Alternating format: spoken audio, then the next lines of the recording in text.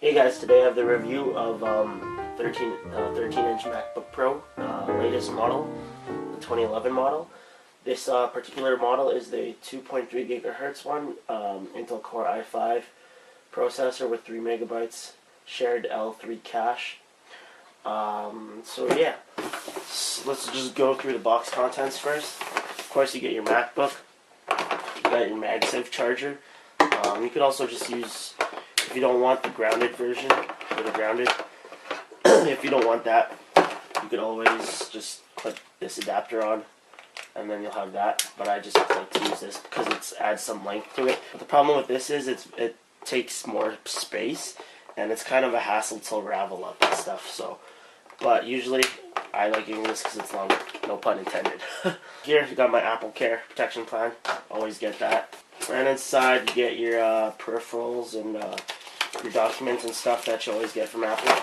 You have everything else. You have your 13-inch MacBook Pro applications install DVD and your 13-inch MacBook Pro OS X install disc. I advise you, once you get your MacBook or iMac or whatever, keep these discs. You will need them in the future, like just in case you need to do a disk repair or you need to install Boot Camp or anything like that. Here, this is where I had my Apple stickers, but I've used all of them.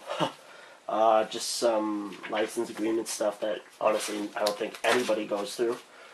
Here you have your microfiber cloth and everything Mac, which is basically the basics of the Mac.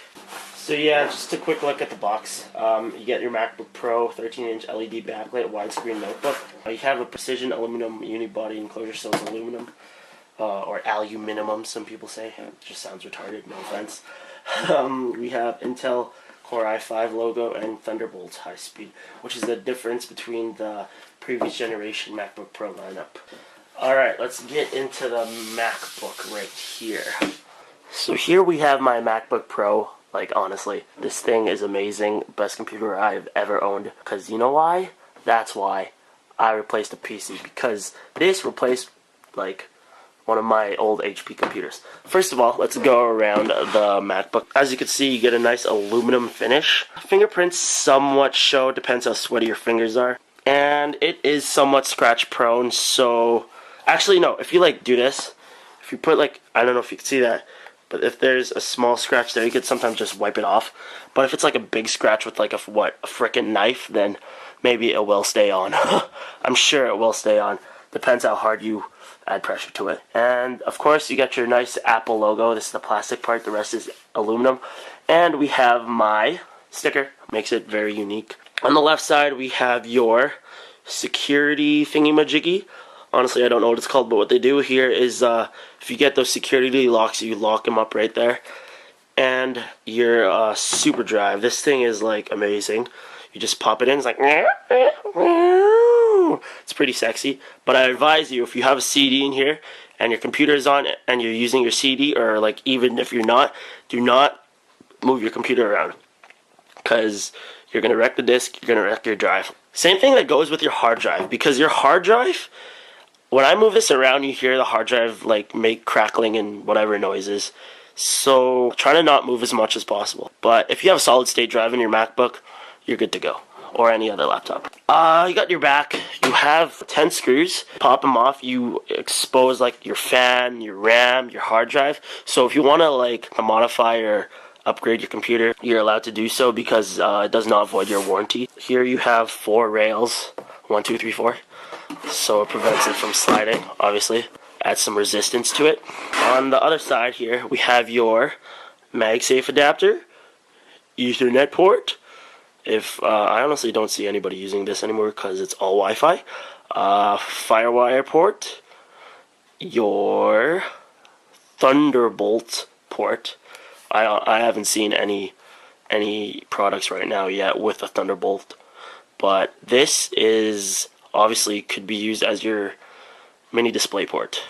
2 USBs, SD card slot. Now I thought this would work with the memory stick, like originated from Sony, but it doesn't. It does not.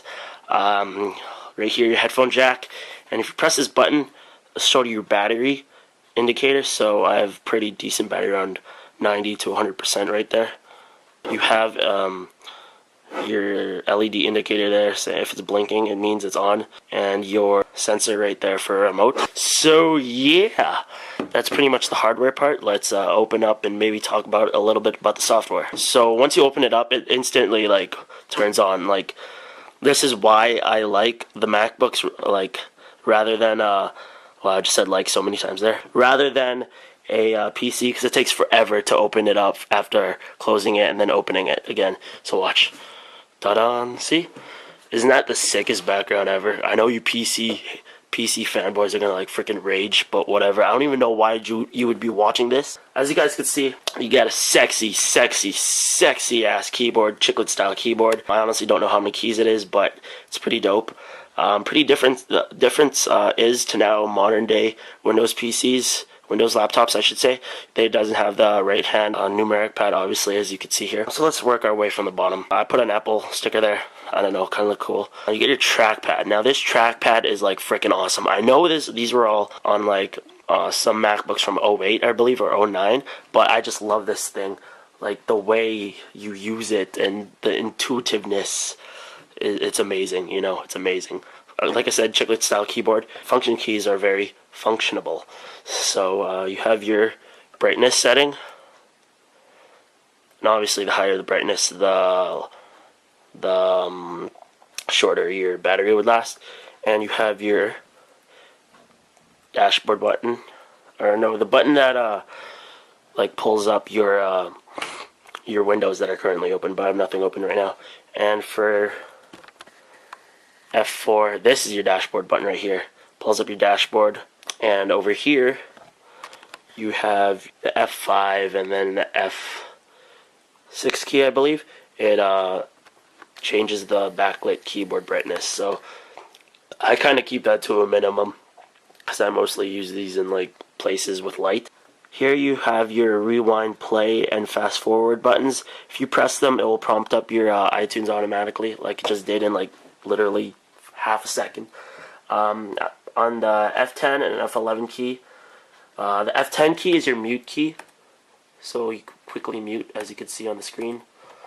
And let me move that up a bit. And the F11 key lowers your volume, and then F12 increases your volume, so you could hear that beeping noise that some people think's annoying, but it tells you how loud your computer's going. So listen. So as you press them, the volume decreases. And then here you have your eject button, ejects whatever you have in your optical drive if you have anything. And here you have your power button. See, the cool thing about the power button here, me and my friends at school, we bring our laptops to school, and a lot of them, most of them are Windows. So what we like to do is we hold our friend's power button, and their computer shuts off, and while they're playing a game, so they get pissed off. But here, like on a Mac, you press that button, it prompts you to restart, sleep, cancel, or shut down. It doesn't do anything, it just prompts you for that. Unlike on the Windows, if you press it, it'll go to sleep, or if they're stupid, they will have it configured to it shutting off. So I don't know why. On top here, you have your sort of your black finish. It's glossy, by the way. On the 15-inch, the 15-inch MacBook Pro is the one that you could choose. 15 and 17-inch actually is the one you could choose to have the anti-glare, which I wish they had on the 13-inch, but oh well. It's magnetic over here. If you close it, I'll show you a side view. It just like retracts. Look, like it just retracts like so gracefully it closes. You have right here your FaceTime HD iSight camera. In the back, the previous versions were they were still iSight, but I don't. They were called iSight, I should say, but now they're called HD. I honestly don't see a difference in quality at all when I take videos and pictures on Photo Booth. They just changed the name, I guess. So yeah, software-wise, that will take me a while to go through, but just plain and simple, their software is amazing. The default programs you get on this, like pre-installed once you buy it, they run flawlessly. They are amazing, and I look like an idiot doing this with my hands because you can see me through the reflection. But yeah, oh my god, I just love this computer. Love this computer. If you have a Windows, and it's like dying on you. I suggest you go with a MacBook. Like, honestly, go with a MacBook or go with an iMac if you don't need the portability. It's amazing. This thing runs flawlessly with video editing. Even though it doesn't have a dedicated graphics cards, this one has the what's it called? The Intel, some Intel graphics card. It's shared with the processor, but it's Intel 3000, I believe. So it doesn't have a dedicated one, but it still runs flawlessly for like HD rendering and stuff, and it's amazing, and I love it. The reason why I got this over the Windows, another like new laptop Windows, is because of the multimedia functions in here. Like for the media functions, you have iMovie, you have iPhoto, you already have iTunes, even though you could get that on a PC. But iMovie is the main thing that I like. Like, it's amazing. But also there are some, not gonna lie, there are a couple Windows programs that I still need. So I have Boot Camp loaded on this. So I just hold Option, and it'll boot me into Boot Camp. If you want to know how to install Boot Camp, annotation right here, I did a video on it. So yeah, that's pretty much it, guys. Bottom line, best computer I've ever owned.